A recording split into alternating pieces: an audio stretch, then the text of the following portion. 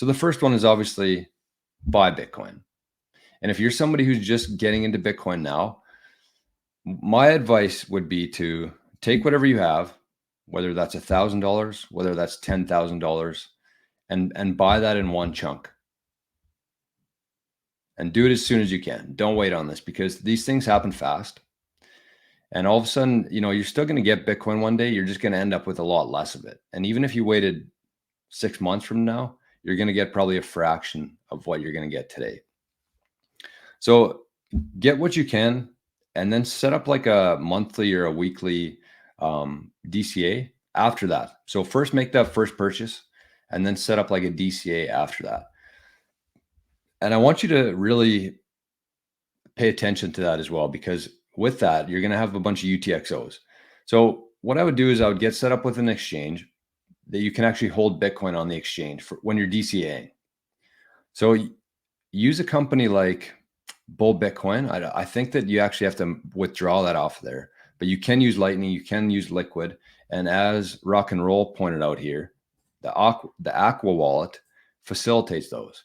So you can actually buy Bitcoin. Let's say you're buying $100 a week on Bull Bitcoin. You purchase that in Liquid, you move it to your Aqua wallet. And then once you get a significant balance built up in your Aqua wallet, where you're still holding it on your own, that's when you move it into your cold storage. So that's one route. The other route you can take is like in Canada here, those are probably the two most known and used exchanges would be Bull Bitcoin and ShakePay. So the flip side of that is you buy $100 every week or $100 every month, whatever you can stomach there, or whatever you can afford, and you hold it on ShakePay. So you hold it up, or you let it accumulate on ShakePay. You don't move it into your cold storage until, let's say, you have 300,000 sats or 400,000 sats, and then you move it off there. So just be careful there. If you are somebody who's DCAing, you really have to pay close attention to how you're withdrawing it from the exchanges.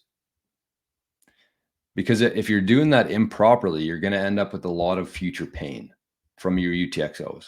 Because every time you move Bitcoin from your exchange into your cold storage wallet, that counts as one UTXO.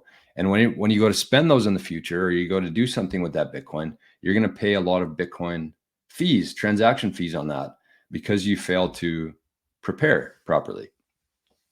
And I don't think it's just a lack of knowledge by a lot of people. That's what it is, including myself. I had no idea that this was a thing until about a year ago.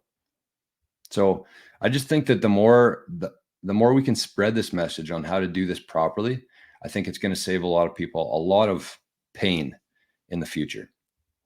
So think about that. Bitcoin Well also, you can do the same thing for.